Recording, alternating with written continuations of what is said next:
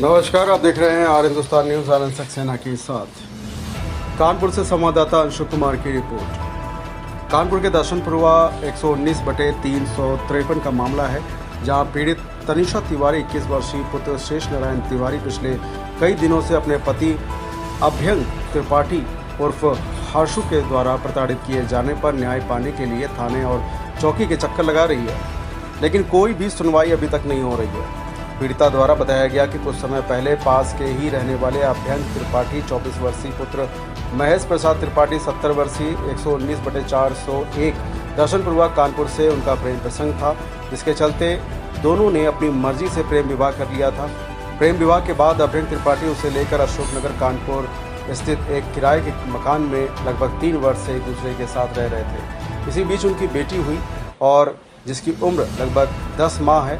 कुछ समय बाद जब लड़की ने शादी के कागजात मांगे तो लड़के के द्वारा यह कहकर बात टाल दी गई कि कागजात बाद में मिल जाएंगे, लेकिन जब पीड़िता को यह जानकारी हुई कि उसके साथ धोखा किया गया है, तब लड़की ने विरोध किया।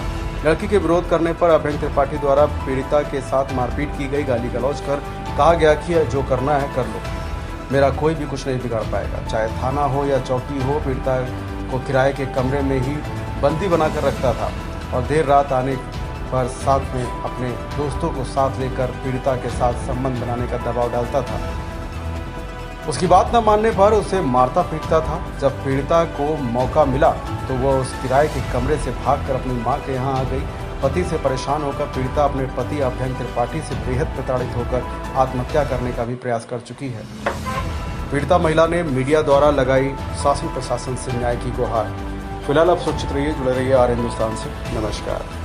तनिषा त्रिपाठी। क्या मामला है? हम 3 साल से लव मैरिज है मेरी। हम 3 साल से एक इंसान के साथ रह रहे हैं। मेरे हस्बैंड का नाम अभ्यंग त्रिपाठी और फर्शु है, और वो मेरे साथ 3 साल से शोषण कर रहा है कंटिन्यू। ना मेरी शादी के कागज़ दे रहा है, ना कुछ। एक साल तो मैं मेरे घर वालों से मिलने नहीं दिया शुरू में, ना कहीं अता पता ना कुछ भी। फिर भी कोशिश करके हम उनसे मिले, उनसे बातचीत बढ़ी, आना जाना मेरा घर स्टार्ट हुआ। तो मम्मी ने मेरी शादी के कागज़ मांगे, अगर शादी हुई तो तुम कागज़ दो हमें। तो हमने उनसे कागज़ मांगे, उन्होंने कागज़ हमें नहीं दिए। फिर मेरी बच्ची आ गई थी, 1.5 साल में मेरी बच्ची आ गई। तो फिर हमने कागज़ पता किया तो कागज़ उन्होंने शादी ही नहीं कराई थी, कैंसिल कर दी थी। इस मामले की तहरीर आपने थाने चौकी में दी? थाने में हम पिछले 1.5 साल से चक्कर लगा रहे, कुछ नहीं हुआ। हम जहाँ पे रहते हैं किराए के घर पे, वहाँ पे ताला लगा के छोड़ के चला जाता है। सुबह 9-10 बजे जाता है, अपना 2-2 बजे आता है और ताला लगा के जाता है। और आता है तो अपने दोस्तों को लेके आता है, उनके साथ गंदा काम करने के लिए कहता है, मारपीट करता है। दर्शनपुरवा। अच्छा, और थाना कौन सा लगता है? फजलगंज। चौकी घुमटी। तो चौकी में तो ऐसे, चौकी में जो चौकी इंचार्ज है उसका मुखबर है वो, तो चौकी इंचार्ज क्यों कुछ करेगा भाई? उसको मुखबरी कहाँ से मिलेगी अगर वो कुछ करेंगे? मेरा आदमी हर्षु नाम है। अच्छा, तो अब क्या कार्रवाई चाहती हैं आप शासन? हम चाहते हैं वो हमें न्याय दिला, उसको जेल भेजे। एक लड़की की ज़िंदगी बर्बाद करे, मेरी बच्चे, हम इसको लेके कहाँ जाएंगे? और आज भी वो हमको परेशान कर रहा है, और मेरे किसी और लड़के के साथ रहता है, उससे हमें गाली दिलवा रहा, खुद उससे गाली दे रहा, और कल कह रहा है कि हम उसी के साथ रहेंगे, जो करते बने कर ले, मेरा शासन प्रशासन भी कर ले, जितनी तुम्हारे अंदर दम है तुम थाना पुलिस कर लो।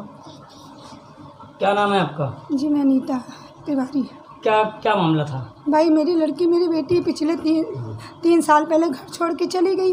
मैंने यहाँ FIR की, मतलब थाने में एप्लीकेशन दी, तो पुलिस वालों ने कहा लड़की बालिग है, वो अपनी मर्जी से। तो फिर हम अपने घर में शांत हो गए। मेरी बेटी से 1 साल से कोई कांटेक्ट नहीं हुआ घर छोड़ने के बाद। 1 साल बाद इसने हमें फ़ोन किया। क्या नाम है आपकी बेटी का? तनिषा तिवारी मेरी तरफ से है, बाकी वो तो जो भी हो, तनिषा नाम है।